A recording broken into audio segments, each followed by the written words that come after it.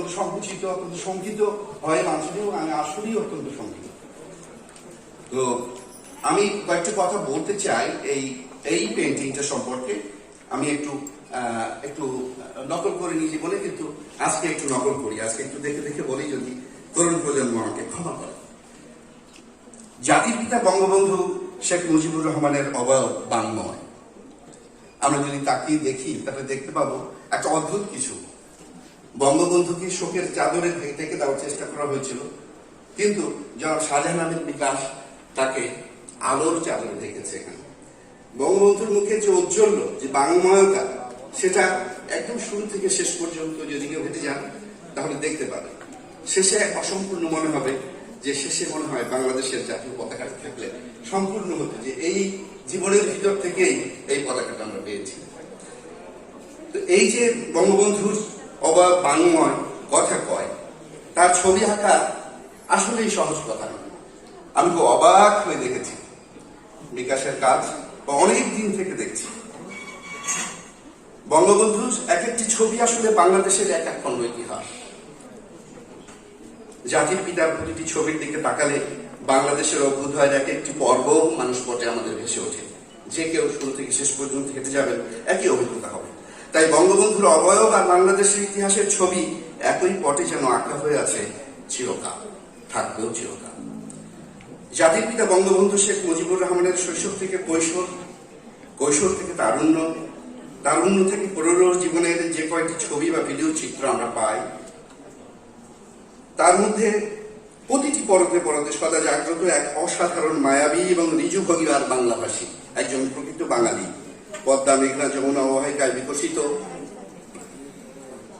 আবহমান পরিসভ্যতার ধারক এক খরজন্মা নিরেট মানবিক ব্যক্তিত্ব।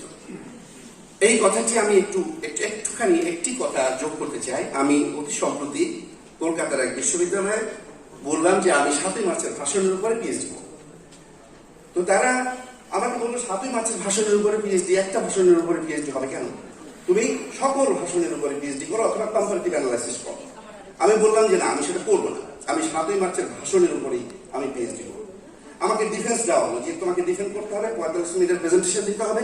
তুমি যদি উইন করতে পারো, তুমি যদি কনভিন্স করতে পারো বোর্ডকে, তাহলে পরে তোমাকে সুযোগ দেওয়া হবে। তাই 5 জন লোক আসলেন, এর মধ্যে একজন প্রফেসর সান্যাল আসলেন, যিনি আলিগড় বিশ্ববিদ্যালয় থেকে, উনি রিটায়ার করেছেন, প্রফেসর এমেরিটাস। তো আমি 45 মিনিট কথা বললাম 7ই মার্চের ভাষণের উপরে। এবং তারপরে যেটা হলো সেটা হচ্ছে, আমার পিএইচডিতে একটু হলোই আমাকে স্কলারশিপ দিয়ে দেওয়া হলো, যে তুমি যেহেতু এইটার উপরে কাজ করছো, তো তোমাকে 50% মার্ক করে দেওয়া হলো। আমাকে জিজ্ঞেস করা হলো, তুমি কি সরকারের কোনো টাকা পয়সা নিচ্ছ? আমি বলছি না, সরকার জানেই না যে আমি এটা করছি, আমি এটা একান্ত ব্যক্তিগত ভালোবাসা থেকে কাজটা করছি। তো এটা হচ্ছে যে আসলে আমরা এই যে বঙ্গবন্ধুর যে অভিব্যক্তি, তার প্রতিটি কথা, তার প্রতিটি আচরণ, তার প্রতিটি ভঙ্গি, এটা যে আসলে একটা আবহমান পরিসভ্যতার ধারক এবং ঘনজন্য নিরেট মানবিক ব্যক্তিত্ব, এই বিষয়গুলোকে এই বক্তৃতার মধ্যে আমি খুঁজে পেয়েছি। এটি আমার গবেষণার ফল, একেবারে নৈর্ব্যক্তিক গবেষণার ফল। আমি কোনো আবেগ দিয়ে কাজ করিনি। এবং আমি যেটা দেখতে পাচ্ছি সেটা হচ্ছে যে আসলে 7ই মার্চের ভাষণটা নিয়ে আমরা যত বই বের করেছি, আমি আমার ঘর ভরে গেছে বই, কিন্তু প্রত্যেকটি আবেগীয় কথা নৈর্ব্যক্তিক ভাবে, বস্তুনিষ্ঠভাবে এটা একটা অ্যানালাইসিস এখন পর্যন্ত আমরা করতে পারিনি, একটা রিটোরিক অ্যানালাইসিস করতে পারিনি, একটা লিঙ্গুইস্টিক অ্যানালাইসিস করতে পারিনি, আমরা অনেক কিছু করতে পারিনি। বঙ্গবন্ধুর প্রতি সুবিচার, ন্যায় বিচার আমরা করতে পারিনি। জনাব শাহজাহান আহমেদ বিকাশ পেরেছেন, তাকে স্যালুট, তাকে অভিবাদন আমি জানাই। বিভিন্ন সময়ে তার অভিব্যক্তিময় চিত্রের শৈল্পিক অতিশয় অঙ্কন এক বিশাল দূরপাল্লাও বটে। শাহজাহান আহমেদ বিকাশ জাতির পিতা বঙ্গবন্ধু শেখ মুজিবুর রহমানের ছবি আঁকেন পরম মমতায়। টুঙ্গিপাড়ায় প্রথম তার আঁকা ছবিটি দেখি, যেটি টুঙ্গিপাড়া আছে, যারা আপনারা গেছেন তারা দেখতে পেয়েছেন। তারপর থেকে দেখছি শিল্পীর তুলি, বঙ্গবন্ধুর প্রদীপ্ত মুখাবয়ব, তার ঔজ্জ্বল্য, ঋজু ভঙ্গি, মায়াবী অভিব্যক্তি, সাহসী উত্থান, দৃপ্ত পদক্ষেপ, স্বপ্নের চোখ আর আকাশসম ব্যক্তিত্ব ঘিরে রঙের পরশ মিলিয়ে গেছে। জাতির পিতার ছবিগুলো শিল্পীর এক বিশেষ রঙের দোলায় জীবন্ত আর সময় গ্রথিত হয়ে উঠেছে। তবে শিল্পী শাহজাহান আহমেদ বিকাশের এবারের প্রয়াস একেবারেই অনন্য, ভিন্নধর্মী। এমন ধারণা জন্মাতে মেধা লাগে, মায়া লাগে, চেতনা লাগে, সৃজনশীলতা লাগে, মুন্সিয়ানা লাগে, আর লাগে গভীর দেশাত্মবোধ। শিল্পী শাহজাহান আহমেদ বিকাশকে আমি এ সবকিছুর মধ্য দিয়েই চিনে নিয়েছি। সর্বাণুচিত্র বা কুণ্ডলী চিত্র, যেটাকে স্ক্রল পেন্টিং আমরা ইংরেজিতে বলি, আমি সবাইকে অনুরোধ করবো যারা এখানে শিল্পী আছেন আমরা বাংলা নামটা ব্যবহার যেন করি। সর্বাণুচিত্র বা কুণ্ডলী চিত্র এই নামটা যেন আমরা ব্যবহার করি, আমরা বাংলার স্ক্রল পেন্টিং এই কথাটার সামনে না আনি। এটা একটা আমার বিনীত অনুরোধ থাকলো সবার কাছে। এটা একটা অপূর্ব একটা অঙ্কন মাধ্যম। এটার সুবিধা হচ্ছে যে শিল্পাচার্য জয়নুল আবেদিনের সেই 62 ফুট দীর্ঘ যেটা মনপুরা নামে যে ছবিটা আমরা শুনেছি, এবং শিল্পী এস এম সুলতানের 68 ফুট দীর্ঘ নবান্ন, এটা হলো বাংলাদেশের সর্বাণুচিত্রের ইতিহাসে দুটা বড় দৃষ্টান্ত। সর্বাণুচিত্রে আসলে যেটা করা যায়, যারা এখানে নবীন আঁকিয়ে আছেন তারা জানেন, আজকে অত্যন্ত আনন্দিত আফজাল ভাইও, যাকে আমরা আমাদের সময়কার একজন সৌম্যকান্তি নায়ক হিসেবে চিনি, তিনি একজন আসলে শিল্পী প্রকৃত অর্থে। এটা একটা আমার জন্য একটা তথ্য, একটা ইনফরমেশন, আমি জানতাম না, এটা কল্পনা করি না। আমরা আফজাল ভাইকে একটা হাততালি দিতে পারি এই শিল্পী হিসাবে, মানে আজকে আমার জন্য এটা খুব আনন্দের কথা। আমার বউ আছে এখানে, সেও একজন ভক্ত ছিল, তার ছাত্র জীবনে আফজাল ভাইয়ের নাটক একটাও মিস করতো না সেই সময়। যাই হোক, তো সর্বাণুচিত্রের সুবিধা হচ্ছে যে সর্বাণুচিত্রে একটি কাহিনী বলা যায়, যেটা এখানে বলা হয়েছে, ঘটনাক্রমে মালা গাঁথা যায়। শিল্পী শাহজাহান আহমেদ বিকাশ এই চিত্রকর্মটি হয়ে উঠেছে জাতির পিতা বঙ্গবন্ধু শেখ মুজিবুর রহমানের 100তম জন্মবার্ষিকীর মাল্যভূষণ। এভাবেই এটাকে আমরা দেখতে পারি। আলোচ্য শিল্পকর্মটি সম্পন্ন করতে শিল্পীর সময় লেগেছে 400 দিন। কঠিন একটা ব্যাপার না? 400 দিন একটা ছবি আঁকা, এত দীর্ঘ একটা ছবি আঁকা, আমরা কিছুটা হলেও হয়তো ঋণ শোধ করতে পেরেছি, যেটা আমাদের শ্রদ্ধেয় শাহাবুদ্দিন স্যার একটু আগে বলে গেলেন যে আমরা আসলে অনেক কিছু করতে পারিনি, আমাদের ব্যর্থতা সীমাহীন। আলোচ্য শিল্পকর্ম এই সুদীর্ঘ একটা যাত্রা, এর জন্য তাকে ধন্যবাদ জানাতে হবে। এই চিত্রকর্মটির ধারণা পত্তন থেকে শুরু করে আসলে বিভিন্ন পর্যায়ে শিল্পীর সাথে আমার কথা হয়েছে। 150 ফুট দীর্ঘ এক বিশাল চিত্রকর্ম এটি। জাতির পিতা বঙ্গবন্ধু শেখ মুজিবুর রহমানের জন্যই শুধু একটা শোভনীয় হতে পারে। 150 ফিট দীর্ঘ, আমার মনে হয় বিশ্বের একক ব্যক্তিত্ব বা একক ব্যক্তিকে নিয়ে একটা সর্বদীর্ঘ একটা ছবি, এটা একটা ইতিহাস হয়ে থাকবে। আমি দোয়া করি এবং আমি আন্তরিকভাবে কামনা করি। বঙ্গবন্ধুর জন্ম শতবার্ষিকীর আর স্বাধীনতার অর্ধশতবার্ষিকী মিলে প্রতীকে উজ্জ্বলতর হয়েছে চিত্রকর্মটি। এর সাথে 71 ইঞ্চি প্রস্থ, যেটা এটার হাইট, এটা হচ্ছে 71 ইঞ্চি। এটা আমাদের মুক্তিযুদ্ধের যে 71কে এটা প্রতিনিধিত্ব করে এবং এটার উচ্চতায় এটা একীভূত হয়। সব মিলিয়ে এক আবেশী চেতনার উন্মেষ শিল্পী শাহজাহান আহমেদের বিকাশের সর্বাণুচিত্র কর্মটিতে। বঙ্গবন্ধু বাংলার আর বাঙালির এক চিরায়ত মহাকাব্য। বাংলাদেশের উদার আকাশ, বঙ্গোপসাগরের সর্বোচ্চ ঢেউ, আকাশের উদারতা আর হিমালয়ের উচ্চতা বুকে নিয়ে বঙ্গবন্ধু আজ বিশ্ববন্ধু। তার জীবনের শুরু থেকে শেষ পর্যন্ত ঘটনাবলী শিল্পের তুলিতে ধারণ করা তথা নান্দনিক চিত্রায়ন এক কঠিন সাধ্য অভিযাত্রা। শিল্পী শাহজাহান আহমেদ বিকাশ সেই সুকঠিন কাজটি সুচারুরূপে সম্পন্ন করেছেন। এজন্য শিল্পীকে অভিবাদন আর অভিনন্দন। জাতির পিতা বঙ্গবন্ধু শেখ মুজিবুর রহমান যে অগ্নিপথে বঙ্গবন্ধু তথা বিশ্ববন্ধু হয়ে উঠেছিলেন, তা যুগে যুগে বাংলাদেশের ভবিষ্যৎ প্রজন্মের প্রেরণার মহিমান্বিত উৎস হয়ে থাকবে। লুণ্ঠিত আর নির্যাতিত এক জনপদের একটি স্বাধীন সার্বভৌম জাতি হয়ে ওঠার গৌরবময় অগ্নিযাত্রা জাতির পিতা বঙ্গবন্ধু শেখ মুজিবুর রহমানের জীবন জুড়ে ছড়ানো ছিটানো। চেতনা বিকাশের জন্য প্রজন্ম অন্তরে এর সফল হস্তান্তর অতীব জরুরি। ভবিষ্যৎ প্রজন্মের কাছে আমরা বাংলাদেশের বস্তুনিষ্ঠ সত্যানুসন্ধানী ইতিহাস তুলে ধরতে নানা প্রতিকূলতায় বিলম্বিত হয়েছে বারবার। প্রজন্মান্তরে বেঁচে থাক বাংলাদেশের ইতিহাস আর জাতির পিতা বঙ্গবন্ধু শেখ মুজিবুর রহমানের জীবনচিত্র। এই অপূর্ব নান্দনিক শিল্প সৌকর্যের মাধ্যমে জয় বাংলা, বাংলাদেশ চিরজীবী হোক, বঙ্গবন্ধু চিরজীবী হোক। আমি ভিন্ন অঙ্গন থেকে এসে এত সময় নেওয়ার জন্য আর এতগুলো কথা বলার জন্য আমি ক্ষমা প্রার্থী, তার কারণ আমি এই অঙ্গনের মানুষ নই। এখানে শাহাবুদ্দিন স্যারের মতো মানুষ আছেন, এখানে আমার মুরব্বীরা আছেন, এখানে দুইজন মাননীয় সরকারের দুইজন মন্ত্রী মহোদয় আছেন, এবং আমরা ভক্ত, আমাদের বিজ্ঞান ও প্রযুক্তি মন্ত্রীরও অনেক ঘরে ঘরে ভক্ত আছে, যারা ওরা বিজ্ঞান প্রযুক্তির সাফল্য সেটা তো আকাশচুম্বী, সেইটাতে আগ্রহী না, কবিতা শুনতে আগ্রহী। যখনই স্যার মঞ্চে আসেন, আপনার প্রযুক্তি বিষয়ক কথা মানুষ শুনুক আর না শুনুক, আপনার কবিতা কিন্তু স্যার আমরা শুনতে খুব আগ্রহ বোধ করি। সুতরাং এই কবিতা জানি থাকুক, আপনার জন্য দোয়া করি। আমাদের প্রিয় দুলাল ভাই, যিনি মাটির মানুষ, তার জন্য দোয়া রাখি। আর বিদেশ থেকে এত আগ্রহ করে আসার জন্য এবং এখানে এত সুন্দর করে এই তরুণ প্রজন্মের সামনে আমাদের আত্মবিশ্বাসকে তুলে ধরার জন্য আমি শাহাবুদ্দিন স্যারকে আন্তরিক ধন্যবাদ জানাই। অন্যান্য যারা উপস্থিত হয়েছেন, আমাদের একজন মাননীয় হিজ এক্সেলেন্সি, আমাদের মাননীয় রাষ্ট্রদূত আসছেন, তাকেও ধন্যবাদ জানাই এবং সবার কাছে আমি বিনীতভাবে ক্ষমা চেয়ে বিদায় নিচ্ছি। আল্লাহ হাফিজ। ধন্যবাদ জানাবে কে মিজানুর রহমান। বক্তব্য দেবার জন্য অনুরোধ করছি সাবেক রাষ্ট্রদূত মাহফুজুর রহমানকে।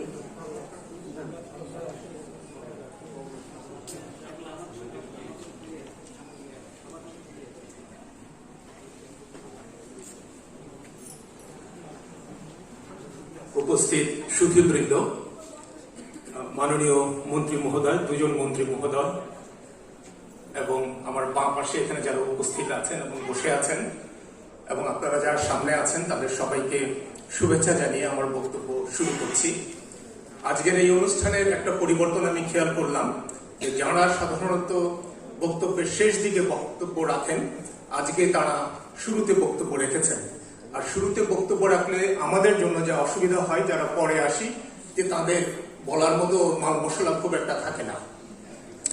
তবু একটা জিনিস ভালো, যখন আমি শুনছিলাম মুগ্ধ হয়ে শুনছিলাম, এবং আপনারা যারা শুনেছেন আমাদের মন্ত্রী মহোদয় দুজনের বক্তব্য, চিত্রশিল্পী শাহাবুদ্দিন ভাইয়ের বক্তব্য, আমরা সবাই মন্ত্রমুগ্ধের মতো শুনেছি এবং উপকৃত হয়েছি। আমি আশা করেছিলাম যে শুরুতে শিল্পী শাহজাহান আহমেদ বিকাশ হয়তোবা একটা প্রেক্ষাপট বর্ণনা করবেন যে তিনি কিভাবে এই চিত্রটি শুরু করলেন এবং শেষ করলেন। এই কথাটি তাঁরই বলা উচিত এবং তাঁরই বলা সাজে, কেননা আমরা কেউ পুরো ইতিহাসটি জানবো না। কিন্তু তবু কিছুটা যেহেতু আমি সম্পৃক্ত ছিলাম, সেজন্য আমি বলছি এই কারণে যে এই কথাগুলি যদি মাইক্রোফোনের সামনে এসে বলা না হয়, হয়তো কোনোদিন শিল্পী লজ্জার কারণে হতে পারে, সংকোচের কারণে হয়তো বলবেন না। আর যদি না বলেন তাহলে হয়তো আমরা সেই ঘটনাগুলো জানবো না। আমার আগের বক্তা বলে গেছেন যে তিনি 400 দিন ধরে এই ছবিটি নিয়ে এঁকেছেন। আপনারাও কল্পনা করতে পারেন যে 150 ফুট লম্বা একটা চিত্র আঁকতে গেলে কি পরিমাণ শ্রম এবং সময় দিতে হয়। কিন্তু আপনারা কি জানেন, এখন দেখে মনে হচ্ছে যে এরকম বিশাল একটা জায়গায় উনি ব্রাশ চালিয়ে হয়তো ছবিটা এঁকে ফেলেছেন। সেরকম কিন্তু হয়নি। তার বাসা 1500 স্কোয়ার ফিটের একটা বাসা। সেখানে ড্রয়িং ডাইনিং রুম কতটুকু হবে, দৈর্ঘ্যে 15-16 ফুট হবে। সেই 15-16 ফুট জায়গার মধ্যে তিনি দুটো কাঠের খুঁটির মধ্যে এই ক্যানভাসটা পেঁচিয়ে নিয়েছেন। একটু একটু করে ছবি আঁকেন, যখন শেষ হয় তখন আবার অন্য খুঁটির দিকে সেই ক্যানভাসটা গুটিয়ে নেন, নতুন ক্যানভাস সামনে আসে, সেখানে আবার ছবি আঁকেন। এর আগে এই 150 ফিট লম্বা একটা ক্যানভাস সংগ্রহ করা, সেও তো একটা ঝামেলা। বাংলাদেশে এইরকম লম্বা ক্যানভাস মার্কেটে পাওয়া যায় না। তিনি প্রথম কলকাতা গেছেন, যারা ক্যানভাস তৈরি করে বিক্রি করে তাদের সঙ্গে যোগাযোগ করেছেন। কলকাতা গিয়ে শুনলেন যে সেখানে পাওয়া যাবে না। সেখান থেকে উনি মুম্বাই গেলেন। মুম্বাই গিয়েও দেখা গেল যে সেখানে নেই মার্কেটে। তখন যারা তৈরি করে সেই রকম একটা কোম্পানিকে তিনি এটা অর্ডার দিলেন এবং কাশ্মীর থেকে, তাদের ফ্যাক্টরি থেকে এই ক্যানভাস তৈরি হয়ে ঢাকায় আসলো। তো শিল্পী শাহজাহান আহমেদ বিকাশ যদি জানতেন যে এই ক্যানভাসটাতে তিনি বঙ্গবন্ধুকে বা বঙ্গবন্ধুর সমগ্র জীবনকে ধরে রাখতে পারবেন না, আমার ধারণা তিনি হয়তো 1000 ফিট লম্বা ক্যানভাস নিয়ে আসতেন। তার পরিকল্পনা ছিল, যেহেতু 100তম জন্মবার্ষিকী বা 100তম জন্মবার্ষিকী, সুতরাং সেখানে 100 ফুট দৈর্ঘ্য বা দীর্ঘ একটা ক্যানভাসের উপরে তিনি কাজ করবেন। কিন্তু তিনি কাজ যখন শুরু করলেন, কাজ শুরু করতে গিয়ে দেখলেন, আপনারা দেখবেন যে যেখানে হয়তো বা 100 ফিট হয়েছে সেখানে কাজগুলো কত ঘন ঘন। তখন তিনি দেখলেন যে 100 ফিটের মধ্যে তিনি বঙ্গবন্ধুকে চিত্রিত করতে পারছেন না। এবং আমাদের সৌভাগ্য যে তিনি যে ক্যানভাসটি নিয়ে এসেছিলেন সেটি 150 ফিট লম্বা ছিল, যে কারণে বাকি 50 ফুটও তিনি বঙ্গবন্ধুকে চিত্রিত করতে পেরেছেন। আমি দেখতে পাচ্ছি না কে। ও আচ্ছা, যে কোনো চিত্র মানে একটা কাহিনী, একটা গল্প। আমরা চিত্রের মধ্যে একটা গল্প বলার চেষ্টা করি। শাহজাহান আহমেদ বিকাশ এবং আপনারা দেখেন আমাদের নিজেদের ঘরে নকশি কাঁথা যারা বলেন তারাও চেষ্টা করেন একটা গল্প বলার জন্য।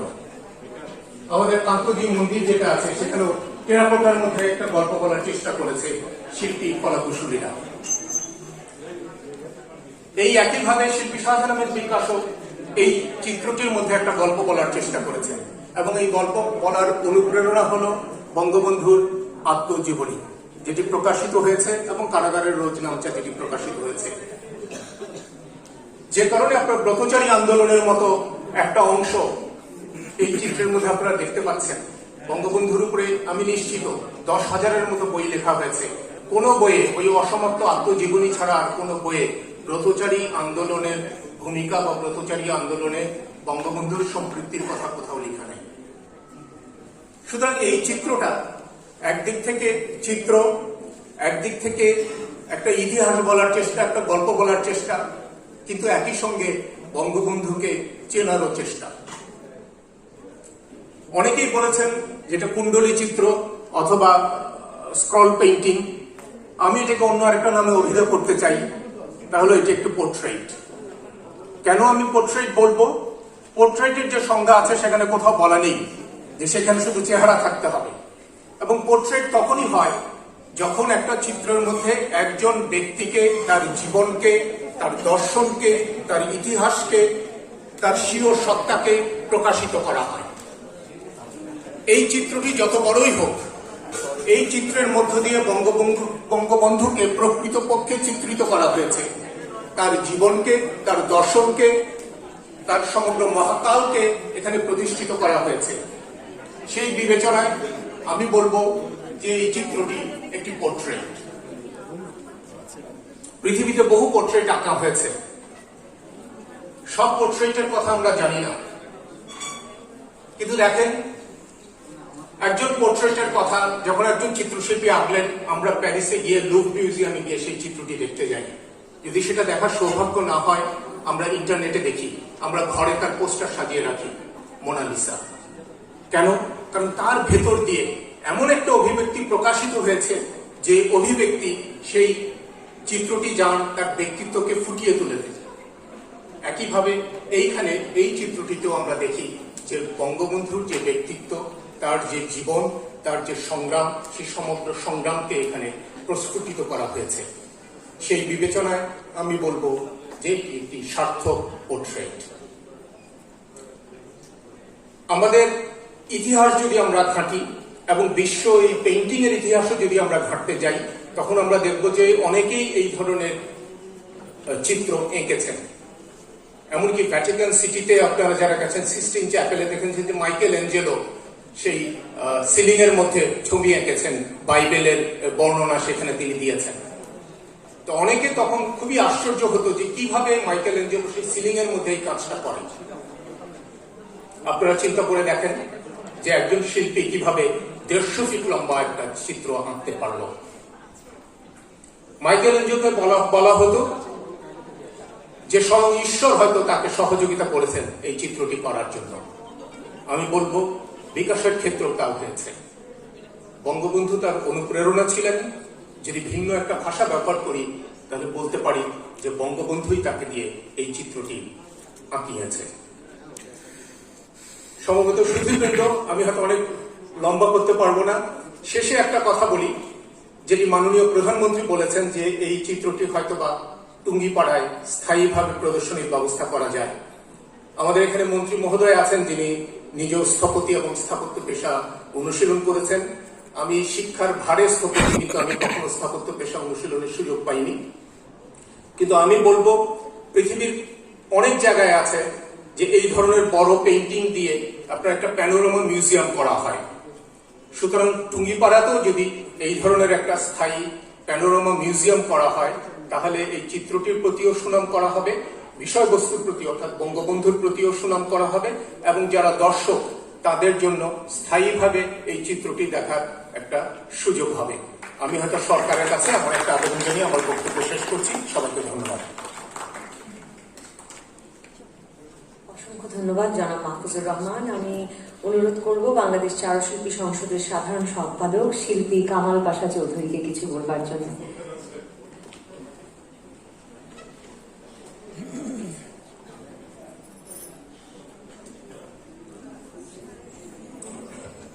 নিজেকে আজকে খুব মানে গুরুত্বপূর্ণ বক্তা মনে হচ্ছে। সাধারণত আমরা যারা একটু ছোট তারা সবাই একটু আগে আগে বক্তৃতা করি, আলোচনা করি, আর এই দীর্ঘ আলোচনা আমার মনে হয় একটা বিরক্তি উৎপাদন করে, কারণ একটি বিষয় নিয়ে অনেক কথা হয়ে গেছে। আর বিশেষ করে শাহাবুদ্দিন ভাই বলেছেন, মাননীয় মন্ত্রী মহোদয়েরা এখানে উপস্থিত আছেন, তারা কথা বলেছেন, মফিদুল ভাই বলেছেন, তাদের মতো আলোচকের পরে আসলে এখানে কথা বলাটা খুব মানে কঠিন। তারপরে যেহেতু নিয়ম অনুযায়ী এখানে বলা হয়েছে, একটু বলতেই হয়। আমি বিশেষ করে চারুশিল্পী সংসদের সাধারণ সম্পাদক হিসাবে সমগ্র চারুশিল্পীদের পক্ষ থেকে আমি আমাদের শিল্পী বিকাশ, তাকে আমি অভিনন্দন জানাচ্ছি এই চিত্রকর্মের জন্য। মূলত এটুকুই হলো বলার বিষয়, কারণ বিকাশ আজকে যে কাজটি করেছে আমরা সবাই তার প্রশংসা করছি। এই প্রশংসা কিন্তু এককভাবে শুধুমাত্র একটা ব্যক্তি বিকাশের জন্য নয়। বিকাশ আসলে সমগ্র বাঙালি শিল্পী, বাংলাদেশের শিল্পীদের প্রতিনিধিত্ব করছে। যে কাজটা বাংলাদেশের শিল্পীদের করা উচিত এবং সে চোখে আঙুল দিয়ে দেখিয়ে দিয়েছে যে এই দিকে আমাদের ধাবিত হওয়া উচিত, এবং তাদেরকেই প্রতিনিধিত্ব করছে বিকাশ। কারণ এই শিল্পীরা শাহাবুদ্দিন ভাই বলে গেছেন যে মুক্তিযুদ্ধের মধ্য দিয়ে উদ্বুদ্ধ হয়ে নতুন মানুষ হিসাবে ফিরে আসা মানুষগুলি যে শিল্পকর্ম শুরু করেছিল ৭১-এর পর থেকে, সেই দ্বারা আমরা বহন করে চলেছি। আমাদের পিছনে জয়নুল আবেদিনের মতো লোক ছিল, এবং তার যে আজকে পূর্ণ রূপ, সেই রূপটা প্রকাশ পাচ্ছে আজকে বিকাশের এই স্ক্রল পেন্টিং এর মাধ্যমে। কারণ আমরা যা করতে পারিনি, যে মানুষটির সাথে এই জাতি সবচেয়ে চরম বেইমানি করেছে, আমার কথাটা অন্যভাবে নেবেন না, সেই মানুষটিকে আজকে এইভাবে উপস্থাপন করতে আমরা পেরেছি। কারণ আমি বিকাশের সাথে একাত্ম হয়ে শব্দটাকে আমরা বলছি, বিকাশকে আমরা আমাদের মানুষ হিসাবে বলছি। আমরা সেই কাজটি করতে পেরে আমরা হয়তো কিছুটা গ্লানিমুক্ত হতে পেরেছি। বিকাশ তার স্কিলনেস নিয়ে কথা বলার কিছু নাই। পোর্ট্রেট চিত্রে সে অনন্য সাধারণ বাংলাদেশের, তার বহু চিত্র আছে। বিশেষ করে গত 2 বছর আগে আমরা একটা পদক্ষেপ নিয়েছিলাম যে বঙ্গবন্ধুর হাতে আঁকা সবচেয়ে বৃহত্তম ছবিটি আমরা আঁকবো। আমরা বিশাল আকারের বঙ্গবন্ধুর ছবি এঁকেছিলাম এই শাহবাগে, টিএসসির সামনে সেটা প্রদর্শিত হয়েছিল 1 মাস ধরে। 64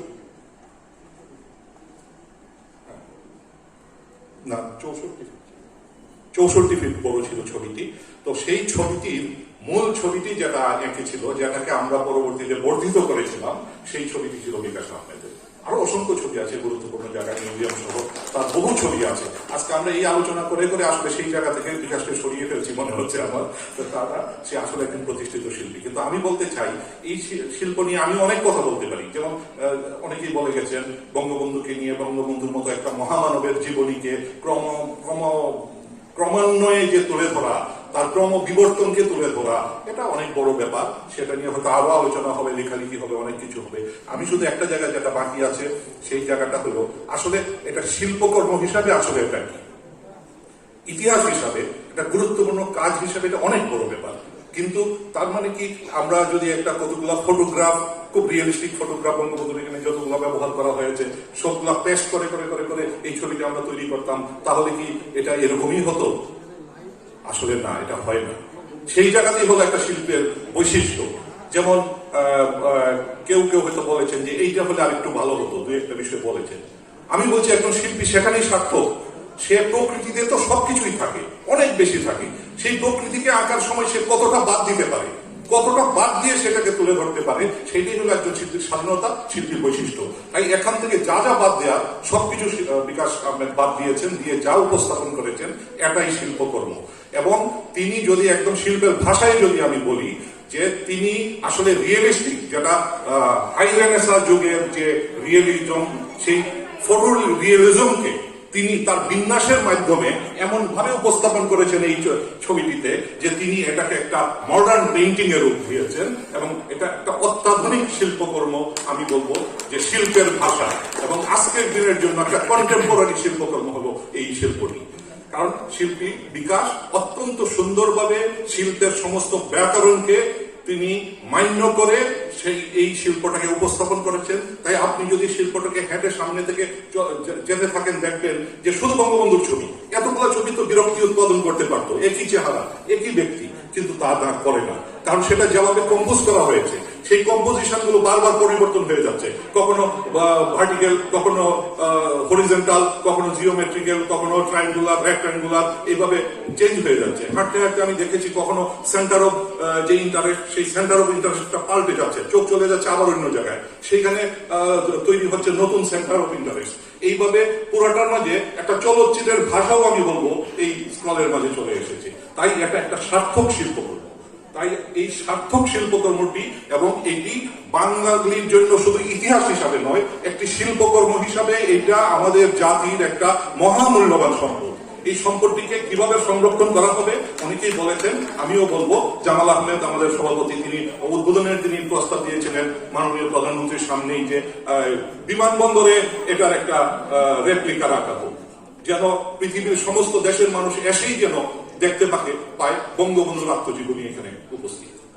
আর পাশাপাশি আমি বলবো, শিল্পী যে আমাদের শিল্প জগৎকে এখানে রিপ্রেজেন্ট করেছেন, এর মাধ্যমে তিনি যেটা করেছেন, আমরা বঙ্গবন্ধুকে আমরা দেখি, পড়ি, অনেক লেখা হয়েছে। এই বছরও এই শতবর্ষ উপলক্ষে শত শত পুস্তক লেখা হয়েছে। কিন্তু সমস্ত মাধ্যম, অবশ্যই সাহিত্য একটা মাধ্যম, শিল্প মাধ্যম, সঙ্গীত একটা শিল্প মাধ্যম, কবিতা একটা শিল্প মাধ্যম, অনেক মাধ্যম আছে, নৃত্য শিল্প মাধ্যম, আমরা সব মাধ্যমেই বঙ্গবন্ধুকে উপস্থাপন করছি। কিন্তু যে মাধ্যমটি সার্বজনীন, অর্থাৎ আমি একটা বই আজকে ফ্রান্সের বাজারে ওইটা বেচতে পারবো না, অথবা জাপানের মানুষকে সেই বইটা পড়িয়ে বঙ্গবন্ধু সম্পর্কে জানাতে পারবো না, কিন্তু এই যে চিত্রকর্ম, এই বিকাশের চিত্রকর্ম পৃথিবীর সমস্ত দেশের মানুষ, সমস্ত রাষ্ট্রের মানুষ, সমস্ত জাতি, সমস্ত ভাষার মানুষ এটাকে পড়তে পারবে। এটাকে দেখলেই বঙ্গবন্ধুর সমস্ত জীবনই তারা বুঝে যাবে। তাই রেজনা বন্দাজন বলছেন যে অসমাপ্ত আত্মজীবনীর যেন একটা চিত্র।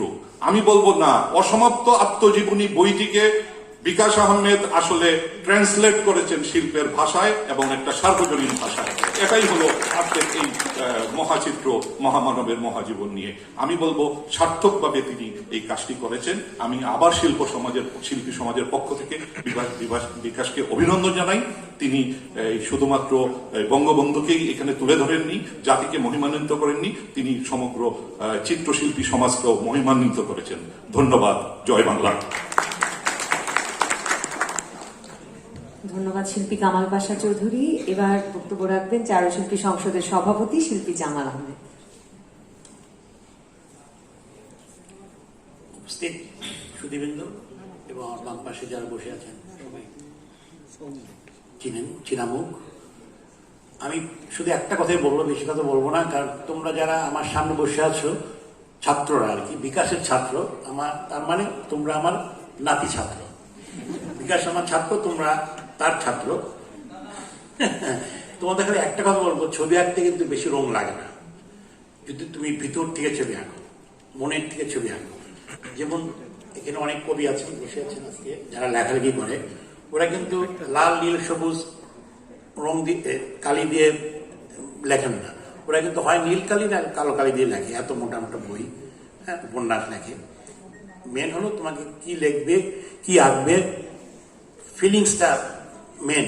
বিকাশ কিন্তু সত্যিকার এই ছবিটা ভিতর থেকে আঁকছে, যে বোঝা যায় যে একটা রং দিয়ে সুন্দর ছবি আঁকা যায়, তোমরা দেখছো। আর ভিতর থেকে যে আঁকছে, তো ছবি না হলে ছবি ভালো হবে না। আর যদি হাতের এখান থেকে আঁকে, তাহলে ওটা পেন্টিং হবে না, ওটা ক্রাফটস হয়ে যায়। ক্রাফটস সুন্দর টেবিল চেয়ার বানায় না, রান্দা করে, কি সুন্দর ফিনিশিং, হ্যাঁ, ওটা হলো ক্রাফট হয়ে যায়। আর ছবি যদি ভালো ছবি আঁকতে হয়, ভিতর থেকে আঁকলে ছবিটা ভালো হবে। বিকাশ কিন্তু ছবিটার ভিতর থেকে আঁকছে, এবং আমার প্রিয় ছাত্রদের মধ্যে বিকাশ একজন, এবং আমি আশা করব বিকাশ আরো ভালো ভালো ছবি আঁকবে, এবং আমরা সকলে তার জন্য দোয়া করি। ধন্যবাদ। ধন্যবাদ শিল্পী জামাল আহমেদ। আমাদের এখানে উপস্থিত আছেন অনেকেই, তার বক্তব্যে উল্লেখ করেছেন আমাদের সবার প্রিয় মুখ, বিজ্ঞাপনী সংস্থা মাত্রার ম্যানেজিং পার্টনার, বিশিষ্ট অভিনেতা, চিত্রশিল্পী আফজাল হোসেন। আমরা এখন তার কথা শুনব।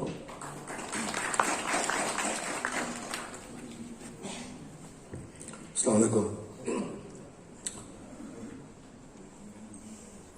যতকাল রবে পদ্মা, যমুনা, গৌরী, মেঘনা বহমান,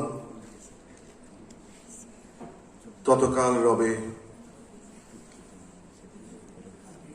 ততকাল রবে কীর্তিতমার শেখ মুজিবুর রহমান। ক্ষমা করবেন, এই বিখ্যাত কবিতা লাইন স্মরণ করতে আমার একটু কষ্ট হলো, কারণ একটু আগেই আমি একটা দুর্নাম শুনেছি এবং এই দুর্নামটি শুনলে আমি খুব দুঃখিত হই। বলা হয়ে থাকে বাংলাদেশ বাঙালি বেইমানি করেছে, আমি সেটা মানি না। তার প্রধান উদাহরণ হচ্ছে যে জায়গাটায় আমরা যে উপলক্ষে একত্রিত হয়েছি, আমরা যদি ওই বিশেষণটা অধিকারী হতাম, এটি ঘটত না।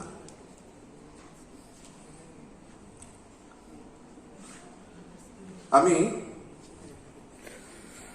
অনেক কথা পড়ে এসেছি, তারপরেও একটা কথা বলার আবার আছে, যেটা খানিকটা একটু আগে চিত্রশিল্পী পরিষদের পক্ষ থেকে সাধারণ সম্পাদক বলে গেছেন, এটাকে আমি আর একটু বাড়িয়ে বলতে চাই।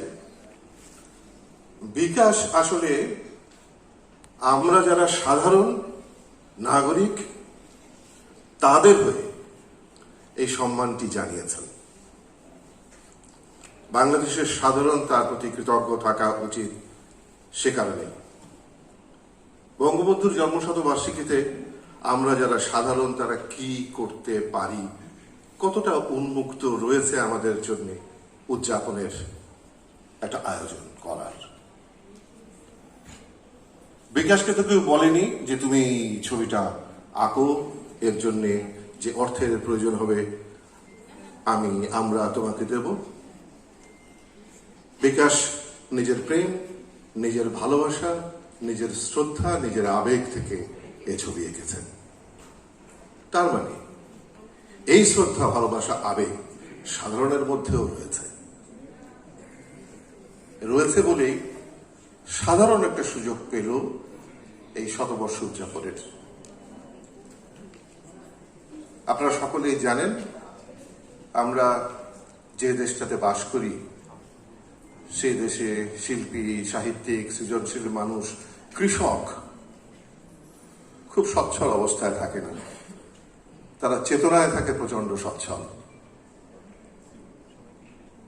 কিন্তু অর্থনৈতিকভাবে সচ্ছল হয় ফড়িয়া ও মধ্যস্বত্বভোগীরা। তাদের মধ্যে কেউ কি এরকম একটি কল্পনা, ভাবনা, শ্রদ্ধার কথা ভাবতে পারেন যেটির জন্য একটা সাধারণ মানুষ, যাকে আমি বলবো দিনে এনে দিনে খাওয়া মানুষ, তিনি 400 দিন ব্যয় করে একটা ছবি আঁকবেন যার কোনো স্বার্থ নেই, শুধু ভালোবাসা আছে, কৃতজ্ঞতাও আছে। আমি আজকের এই অনুষ্ঠানে যারা আমার পরবর্তী প্রজন্ম, তাদের উদ্দেশ্যে একটা অনুরোধ রাখতে চাই। আমরা যারা পরভূমে জন্মগ্রহণ করেছিলাম, তাদেরকে একটা দেশ, পতাকা, স্বাধীনতা যিনি দিয়েছিলেন, তার প্রতি আমাদের চিরদিন কৃতজ্ঞ থাকা উচিত কিনা, তার জন্যে আপনি স্বভাবে জন্মগ্রহণ করেছেন, আমরা করতে পারিনি। এই কৃতজ্ঞতা যার যেমন সামর্থ্য রয়েছে সেভাবে যতদিন বেঁচে থাকবেন প্রকাশ করে যাবেন, এই অনুরোধ। আমি বিশেষ করে কৃতজ্ঞতা জানাতে চাই যারা আমাদের আজকের অনুষ্ঠানে সম্মানিতের আসনে বসে আছেন। আমার খুবই ভালো লাগছে সরকারের দুজন গুরুত্বপূর্ণ মন্ত্রী অনুষ্ঠানের শেষ সময় পর্যন্ত আমাদের সঙ্গে রয়েছেন। আমাদের আমরা মাত্রাও শিল্পী শাহজাহান আমাদের বিকাশের প্রতি একটু কৃতজ্ঞতা জানাতে চাই। সেই ছবিটা এঁকেছিল বলেই আমরা বঙ্গবন্ধু শেখ মুজিবুর রহমানের জন্ম শতবার্ষিকীতে একটা সামান্য নিবেদন রাখতে পারলাম। ভালো থাকবেন সবাই, ধন্যবাদ। অসংখ্য ধন্যবাদ অভিনেতা চিত্রশিল্পী আফজাল হোসেনকে। গত 27 ফেব্রুয়ারি 2022 জাতীয় জাদুঘরের বঙ্গমাতা শেখ ফজিলাতুন্নেসা মুজিব মিলনায়তনে মাননীয় প্রধানমন্ত্রী বঙ্গবন্ধু কন্যা শেখ হাসিনা ভার্চুয়ালি যোগ দিয়ে শুভ উদ্বোধন করেছিলেন বঙ্গবন্ধু শেখ মুজিব মহাজীবনের পট এই সুদীর্ঘ স্ক্রল পেইন্টিংটির। আজকে এই প্রদর্শনীর শেষ দিন। শুরুতে শিল্পী শাহজাহান আহমেদ বিকাশ আবেগাপ্লুত হয়ে পড়েছিলেন, আজ তেমন কিছু বলতে চাননি। আমি তাকে জিজ্ঞেস করতে চাই যে তিনি আমাদের উদ্দেশ্যে আর কিছু বলবেন কিনা।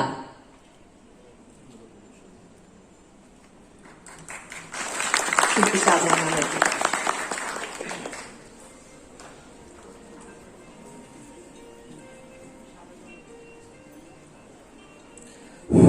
আবারও ক্ষমা চেয়ে নিচ্ছি, কারণ দ্বিতীয়বার আসলে কথা বলতে আসা এটা এক ধরনের অন্যায় তো বলবোই, দেখতেও খুব একটা ভালো লাগছে না।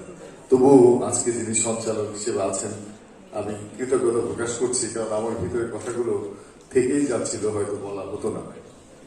শিল্পী শাহাবুদ্দিন ভাই এখানে ছিলেন, উনি চলে গেছেন। আমি ওনার উপস্থিতিই বলতে চাই যে শিল্পী শাহাবুদ্দিন ভাইয়ের মতো একজন শিল্পী হওয়ার স্বপ্ন আমার মধ্যেও ছিল, কিন্তু এত স্বাধীনভাবে শিল্পকর্ম করার ক্ষমতা সৃষ্টিকর্তা বোধহয় আমাকে দেননি। কারণ মুক্তিযুদ্ধে অংশগ্রহণ করা এবং মুক্তিযুদ্ধে সরাসরি সশস্ত্র যুদ্ধ করার যে অভিজ্ঞতা সম্পন্ন একজন শিল্পী, উনি যেভাবে ছবি আঁকেন, উনি যেভাবে বঙ্গবন্ধুকে আঁকেন, সেভাবে আমি শত চেষ্টা করলেও হয়তো পারব না। তো আমি শিল্পী আফজাল হোসেন তিনি যেটি বলেছেন এই প্রজন্মের কথা, আসলে আমি এই প্রজন্মেরই, এবং মুক্তিযুদ্ধের পরবর্তী প্রজন্ম, মুক্তিযুদ্ধের আমি তো অনেক সময় নিজেকে এইভাবেই ভাবি, তা আমি তো বাংলাদেশ, কারণ 71-এই আমার জন্ম, আমি এভাবেই গর্ব করতে চাই। তো সেক্ষেত্রে এই বাংলাদেশের জন্য এত কিছু আমি সবকিছুই আমি ব্যবহার করছি, উপভোগ করছি, আমি কিছুই করে যাব না, এটি তো হয় না। তো সেই জায়গা থেকেই বোধহয় এই দায়িত্ববোধের জায়গা থেকে সবসময় কাজ করেছি, কিন্তু আমার আসলে সেরকম ক্ষমতা বা সাধ্য কিছুই নাই যেটা নিয়ে করব। তবে আমার ইচ্ছা, শক্তি এবং আমার চেতনার জায়গাটি এতটাই নিজেকে অনেক সময় বিত্তবান মনে হয় যে অতটা বিত্তবান বোধ হয় আমি না, কিন্তু আমাকে বিত্তবান মনে হয় যে আমি এখন অনেক কিছু দিতে পারি যা আমার আছে, যা আমি ধারণ করি। সেই জায়গা থেকে এই শিল্পকর্মটি করেছিলাম। তো শেষ পর্যন্ত যারা আছেন, আমি আসলে শুরুতে বলেছিলাম যে এই ধরনের একটি শিল্পকর্ম তৈরির ক্ষেত্রে এবং শেষ করার পর যে আনন্দটি, যেমন সেই আনন্দের পাশাপাশি সেরকম অনেকগুলো বেদনাও থাকে, যেটি আমার অভিজ্ঞতা হয়েছে। তো এই অভিজ্ঞতাটি নিয়ে হয়তো সামনের দিকে যদি সৃষ্টিকর্তা আমাকে আরো সামনে এগোতে সুযোগ দেন, নিশ্চয়ই আমার অভিজ্ঞতাটি কাজে লাগবে।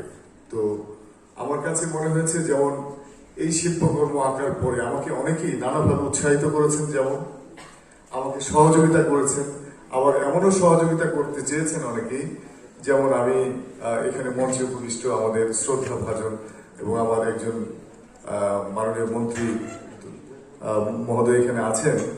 উনি বিজ্ঞান প্রযুক্তি মন্ত্রী হয়েও উনি কবি হিসাবে কিন্তু অনেক বেশি এবং লেখক হিসাবে অনেক বেশি তার অবদান রয়েছে।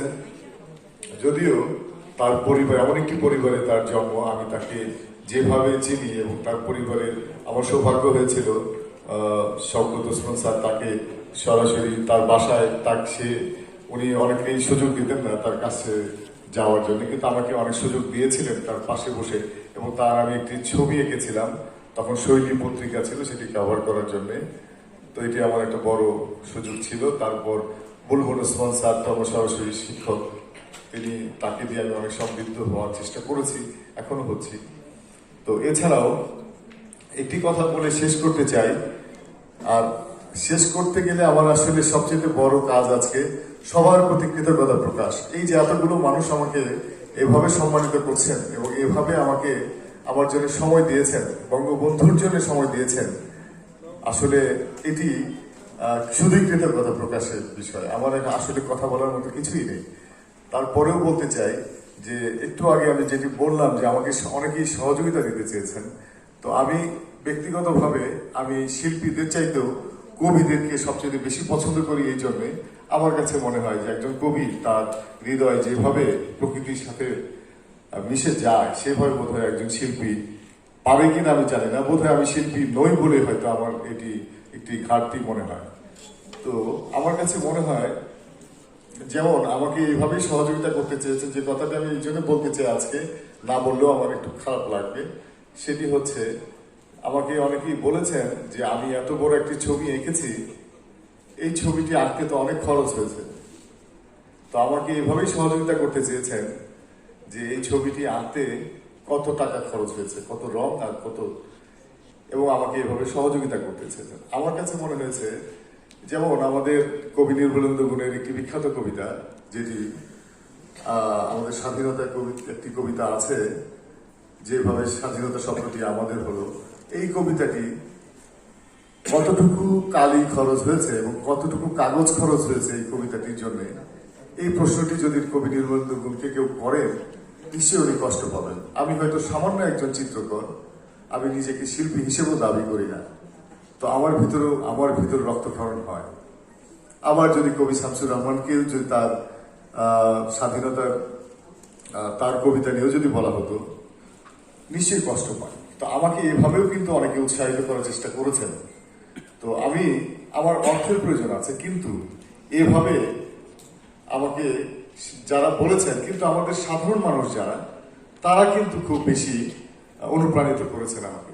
এবং আমি শুরুতেই বলেছি যে আমার এই শিল্পকর্ম হোক কি না হোক, কিন্তু এটা যদি একটা চিত্রকর্ম হয়, আমি চিত্রকর্মই বলছি, যেটি বঙ্গবন্ধুকে শ্রদ্ধা নিবেদনের জন্য আমি বাংলার সাধারণ মানুষের জন্য এঁকেছি। তারপরেও যদি কোনো শিল্পী বা কোনো শিল্প সমালোচক বা শিল্প সমজদার তারা যদি এতটুকুও তাদের যদি মনে স্পর্শ করে, ভালো লাগে, এটি আমার জন্য বাড়তি পাওয়া হবে। বঙ্গবন্ধু সাধারণের নেতা ছিলেন, আমার এই শিল্পকর্ম সাধারণের কাছে যখন যাবে, তারা যাতে বুঝতে পারে, তাদের যাতে ভালো লাগে, আমি আসলে সেইভাবে উপস্থাপন করার চেষ্টা করেছি। তো এটিকে আমি শিল্পকর্ম আমার নিজের দিক থেকে আমি বলতে চাই না, এই জন্যে যে আমি নিজেকেও আমি শিল্পী হিসাবে দাবি করি না। একজন শিল্পী হতে হলে তার যেসব গুণাবলী সম্পূর্ণ একজন মানুষ হতে হয়, তার সবগুলি গুণ আসলে আমার মধ্যে এখনো তৈরি হয়নি বলে আমি নিজেকে সবসময় একটু চিত্রকর বলেই নিজেকে দাবি করি, যে আমি একজন চিত্রকর, এভাবেই চিন্তা করি। তো আজকে এই বিশাল আয়োজনের পেছনে আমি যে কথাগুলো বলতে চাই, সেই প্রথমে এই মহাজীবনের পর নামটি নিয়ে একটু কথা না বললে আমার ভিতরে কষ্ট লাগবে, হয়তো এই সুযোগটা আমার আর অন্য সময় হবে না। তো এই চিত্রকর্মটি শুরু থেকে আমার অনেকের সাথে যোগাযোগ হয়েছে, যে মানুষগুলো আজকে নেই, অনেকে মারা গেছেন, আমাদের ছেড়ে চলে গেছেন, এবং তারপরেও এখানে মাহফুজ ভাই আছেন, ওনার সাথে আমার যখন কথা হয়েছে আমি এই শিল্পকর্মটি কি নাম দিব আমি চিন্তা করছিলাম। তো তার সাথে আমি শেয়ার করেছিলাম যে কি নাম হওয়া উচিত, যে নামটি দিয়ে চিত্রকর্মটি পরিচিত হবে। তো এখানে বঙ্গবন্ধু শব্দটি নাও থাকতে পারে, শুধু নামটি যাতে এই চিত্রকর্মকে পরিচিত করতে পারে। তো সেই সময় এই চিত্রকর্মটির একটি নাম অগ্নি ঝরা সোনা নামে একটি নাম চিন্তা করে ওনার সাথে আলোচনা করে আমরা ঠিক করলাম, এবং সেই অগ্নি ঝরা সোনা নিয়ে আমি অনেক দূর এগুলাম, কিন্তু শেষ পর্যন্ত এই নামটি পরিবর্তন করে আমরা যেটি করলাম সেটি হচ্ছে বঙ্গবন্ধু শেখ মুজিব মহাজীবনের পর। এই নামটিও যথার্থ বলেই আমার মনে হয়। তবে নামে আসলে কি আসে যায়, আমার যে যাত্রাটি, এটার মাঝে অনেক ঘটনাই আছে, অনেকের প্রতি কৃতজ্ঞতা প্রকাশ করতে হয়। আসলে কতটুকু আসলে তারা আমাকে ক্ষমা করবেন আমি জানি না। তবে একটি কথা আমি বলতে চাই, আমি এখন পর্যন্ত এই চিত্রকর্ম তৈরির ক্ষেত্রে আমি কারোর কাছ থেকে এখন পর্যন্ত একটি টাকা কারোর কাছ থেকে গ্রহণ করিনি, এটি আমি গর্বের সাথে বলতে পারি। এবং আমি যে কথাটি বললাম যে একটি কবিতার কালী এবং মাননীয় মন্ত্রী এখানে আছেন, এখানে আমি রাষ্ট্রের সর্বোচ্চ পর্যায়ে আমি যোগাযোগ করেছি। আমরা জানি যে কোনো কাজ সমাধানের জন্য আমাদের সর্বোচ্চ মানুষ যিনি, আমাদের জাতির পিতা বঙ্গবন্ধু কন্যা জননেত্রী শেখ হাসিনা, এখন যে কোনো সমস্যার জন্য আসলে তার দ্বারস্থ হতে হয়, কারণ এখানে সবকিছু সমাধান আসলে তিনিই দেন। তো আমার মতো একজন সামান্য চিত্রকর, তার কাছে পৌঁছা খুবই কঠিন। আমাকেও কেন ভাবতে হয়েছিল যে আমি মাননীয় প্রধানমন্ত্রীর সাথে দেখা করে আমি এই শিল্পকর্মটি কাজ শুরু করব, এবং শেষ পর্যন্ত উনি হয়তো আমার এই বিষয়টি নিয়ে যথার্থভাবে এটি মূল্যায়ন করতে পারবেন। তো এই ভাবনার মাঝখানে যে কথাগুলো আমি সেটাই বলতে চাচ্ছিলাম, যে তারা আমাকে এইভাবেই সহযোগিতা করতে চেয়েছিলেন যে এই পেন্টিংটার কতটুকু রং খরচ হয়েছে এবং কত টাকা খরচ হয়েছে।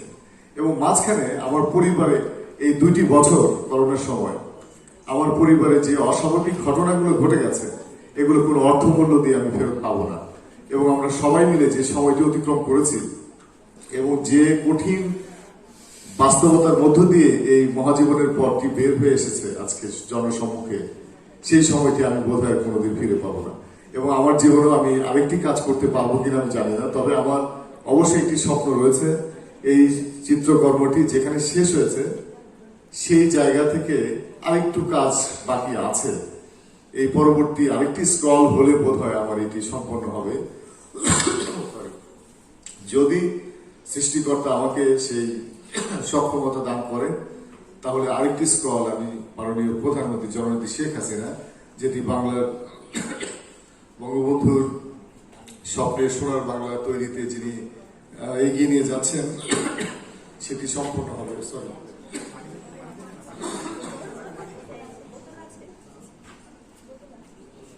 এই সময় কথা বলতে ভালো লাগছে না, আপনাদের শুনতেও ভালো লাগছে না। আমি আসলে এই কাজটি করতে যে অনেকটাই আমি আসলে বোধহয় ভেঙে চলে গেছি। তো আমার পাশে মাত্রা যেভাবে দাঁড়িয়েছিলেন, বিশেষ করে সানাউল আরিফিন ভাই এবং আফজাল হোসেন, আমি তাদের প্রতি কৃতজ্ঞতা প্রকাশ করছি। আর আমার শিক্ষার্থীরা, তারাও নিজেদেরকে এই শিল্পকর্মকে নিজেদের মনে করেছে, তাদের প্রতি কৃতজ্ঞতা প্রকাশ করছি।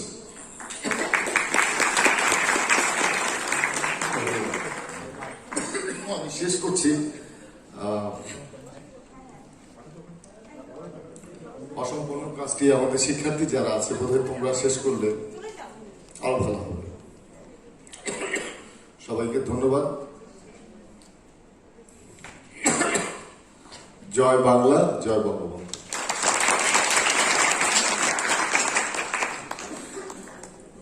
অনেক ধন্যবাদ শিল্পী শাহজাহান আহমেদ বিকাশকে। তার শিল্পযাত্রা যেমন তার ছাত্রছাত্রীদের মধ্য দিয়ে অব্যাহত থাকবে, তেমনি আজ নলিনীকান্ত ভট্টশালী গ্যালারিতে এই প্রদর্শনী শেষ হচ্ছে বটে, কিন্তু আজ থেকে মানে এরপর সারা দেশে এই স্টল চিত্রটি প্রদর্শিত হবে এবং এই প্রদর্শনীর আয়োজনে থাকবে বিজ্ঞাপনী সংস্থা মাত্রা।